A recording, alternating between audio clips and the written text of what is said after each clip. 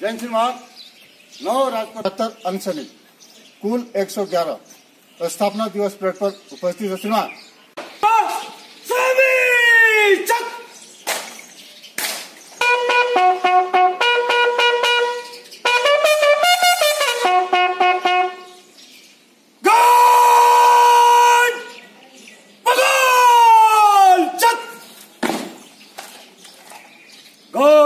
निरीक्षण के लिए हाजिर है श्रीमान।